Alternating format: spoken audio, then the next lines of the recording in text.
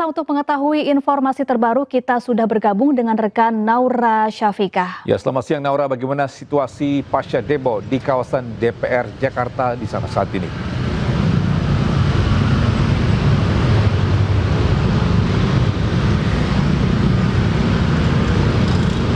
Ya, selamat siang Togi, Syafa dan juga pemirsa. Pasca demo kemarin di depan kawasan DPR, ini memang ada imbasnya di sejumlah wilayah, yaitu salah satunya di tempat kami melaporkan ini di daerah Pejompongan, Jakarta Pusat, di mana memang kemarin di Pejompongan, Jakarta Pusat ini kemarin malam hingga di dini hari, beberapa massa banyak yang berhamburan menuju ke wilayah ini. Dan memang kemarin pun hingga di pagi hari sekitar pukul tadi pada pukul 8:30 pagi, ini memang masih ditutup jalanan ini sehingga memang untuk kendaraan tidak bisa melintas. Dan kami akan menunjukkan kepada Togi, Syafa dan juga pemirsa salah satunya yang menjadi terimbas dari kejadian kemarin adalah perusakan dari CCTV milik Pemprov DKI Jakarta. Ini adalah gambar dari CCTV-nya, CCTV yang mengalami perusakan oleh oknum tidak bertanggung jawab tentunya, karena memang untuk perusakan ini kalau misalnya kita melihat di video yang beredar,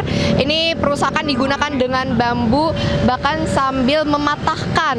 Dan kalau misalnya kita lihat memang ini sudah tidak terlihat seperti sedia kala ya Togi, Syafa dan juga pemirsa. Memang ada sedikit kerusakan, namun tentu saja kami belum melihat adanya perbaikan dari CCTV ini. Walaupun memang seperti yang kita ketahui bersama bahwa memang CCTV di sejumlah titik di Jakarta ini memang sangat bermanfaat sekali tentunya sebenarnya untuk memantau keadaan sekitar.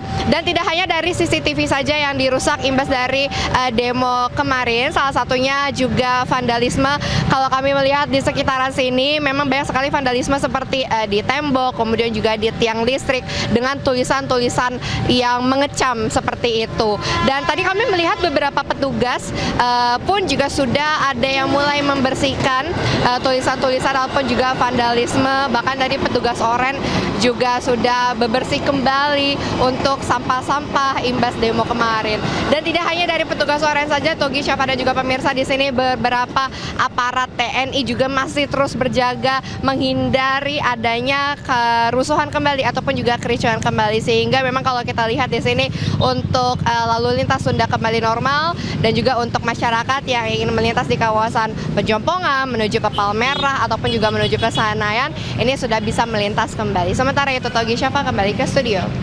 Iya, terima kasih Naura Syafikah langsung dari kawasan Palmerah, Jakarta, dan selamat kembali bertugas. Pemirsa, Komisi 3 DPR RI menegaskan mempercepat pembuatan rancangan undang-undang atau RUU perampasan aset. Ya, targetnya RUU perampasan aset disahkan pada Desember 2026 mendatang. Di tengah gelombang aksi unjuk rasa, DPR RI tetap menggelar rapat paripurna ketiga masa sidang 2026-2027. Salah satunya membahas rancangan undang-undang atau RUU perampasan aset. Ketua Komisi 3 DPR RI Habibur Rahman memastikan RUU perampasan aset disahkan paling lambat 15 Desember 2026 saat rapat paripurna DPR. Jika dihitung waktu efektif masa sidang DPR tahun ini, maka waktu pembahasan RUU perampasan aset tersisa 8 minggu. Saya katakan bahwa ini bukan lagi target, tapi sudah dapat dipastikan Undang-Undang perampasan aset paling lambat akan kita sahkan di rapat paripurna di bulan Desember tahun 2026. Mengapa Undang-Undang perampasan aset ini relatif lebih memakan banyak waktu dalam pembentukannya dibanding undang-undang yang lain? Misalnya dengan KUHP atau dengan Undang-Undang Polri. Sebab Undang-Undang perampasan aset itu adalah undang-undang yang membahas sebuah konsep yang sama sekali baru. Belum ada undang-undang tentang perampasan aset yang sebelumnya yang kita miliki. Kalau KUHP kan sudah ada KUHP yang lama, kita tinggal kritisi KUHP yang lama, kita dapat pasal-pasal yang kita perbaiki. Karena itu, Komisi 3 akan maksimal menggelar rapat dengar pendapat atau RDP untuk menyerap aspirasi. Selain itu juga menggelar rapat kerja dengan pemerintah membahas daftar inventarisasi masalah hingga pengesahan pada Desember mendatang. Dari Jakarta, Tim Liputan iNews melaporkan. Pemirsa, Hakim Pengadilan Negeri Jakarta Selatan menolak gugatan pra-peradilan yang diajukan mantan Jampitsus Febri Adriansyah. Ya, bisa dalam pertimbangannya, Hakim menyatakan telah terdapat rangkaian penyelidikan dan gelar perkara jauh sebelum penggeledahan terhadap Febri. Hakim juga menyatakan penetapan tersangka Febri telah memenuhi syarat minimal 2 alat bukti yang sah. Hakim menyatakan penggeledahan, penyitaan, pencegahan hingga status tersangka Febri sah. Dalam perkara aku menimbang bahwa benar kewenangan majelis hakim yang memeriksa pokok perkara. Akan tetapi apabila dalam suatu permohonan terdapat uraian yang telah memasuki Antara massa dan polisi pagi tadi kembali terjadi di Pejompongan Raya Tanah Abang, Jakarta Pusat. Ya, situasi akhirnya mereda setelah aparat TNI dikerahkan ke lokasi. Ya, pemirsa, menggunakan bambu dan batu, sekelompok orang yang tidak diketahui asal-usulnya kembali menyerang polisi yang berjaga di Jalan Tentara Pelajar Tanah Abang, Jakarta Pusat. Massa sempat membakar sejumlah barang di bantaran rel kereta. Aksi ini sempat melumpuhkan arus lalu lintas. Aparat TNI yang diterjunkan ke lokasi akhirnya berhasil meredam emosi massa. Mencegah terjadinya bentrokan susulan, aparat TNI disiagakan di lokasi dan memeriksa sejumlah pengendara motor yang akan melintas menuju Slipi dan Permata Hijau.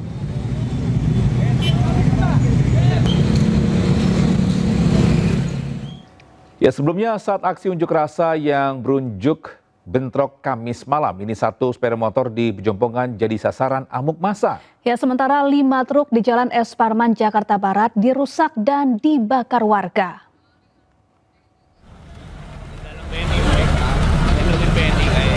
Satu unit sepeda motor yang terparkir di pos Pol Pejompongan Tanah Abang jadi sasaran amuk massa saat unjuk rasa desak pengesahan Undang-Undang Perampasan Aset. Massa menyeret motor dan membakar di tengah jalan. Massa juga merusak sejumlah fasilitas umum seperti rambu jalan dan kamera CCTV di sekitaran Pejompongan. Belum diketahui dari mana asal massa pelajar ini karena selama aksi perusakan ini tidak ada petugas kepolisian yang berada di lokasi kejadian. Sementara 5 truk di ruas jalan Es Parman, Palmerah, Jakarta Barat rusak parah usai dirusak dan dibakar warga. Kelima truk menutupi ruas jalan Es Parman dari arah Tomang menuju Slipi menyebabkan arus lalu lintas sempat dialihkan ke Tanah Abang melalui ruas jalan Tomang Raya. Menurut salah seorang saksi di lokasi, perusakan dan pembakaran truk bermula saat kelima truk datang membawa massa dari salah satu ormas. Diduga ormas yang berniat membubarkan massa unjuk rasa di kawasan Slipi dan DPR justru dihadang dan diserang oleh warga. Peristiwa ini membuat arus lalu lintas dari arah Tomang menuju Slipi ditutup dan dialihkan ke arah Tanah Abang melalui ruas jalan Tomang Raya. Dari Jakarta, Tim Liputan iNews melaporkan. Ya, dalam unjuk rasa yang berujung bentrok tadi malam, polisi menangkap 65 orang diduga provokator. Ya, polisi juga mengamankan sejumlah senjata tajam serta bahan bom molotov yang akan digunakan untuk mengganggu keamanan masyarakat. Kita mengapresiasi dan terima kasih. Kami juga memberikan himbauan kepada seluruh masyarakat yang sudah tidak memiliki kepentingan, tidak ada lagi jam untuk menyampaikan aspirasi untuk dapat kembali ke rumah masing-masing. Karena masih ada keluarga yang menunggu kita di rumah, termasuk ada masyarakat lain yang masih menggunakan aktivitas jalan raya ataupun tempat-tempat lain sebagai kegiatan mata pencarian ataupun kegiatan lainnya. Ada 65 yang diamankan, 63 ditangani oleh Krimum, 2 oleh Siber. Termasuk benda-benda tajam lainnya, bom molotov, botol yang digunakan untuk membuat keributan ataupun mengganggu situasi Kamtipmas. Ini menimbulkan rasa kekhawatiran di masyarakat khususnya wilayah. Sementara itu, kericuhan yang terjadi di kawasan Pejompongan Tanah Abang, Jakarta Pusat berdampak pada perjalanan kereta rel listrik. Ya, perjalanan KRL menuju stasiun Tanah Abang membuat penumpang yang hendak melanjutkan tertahan.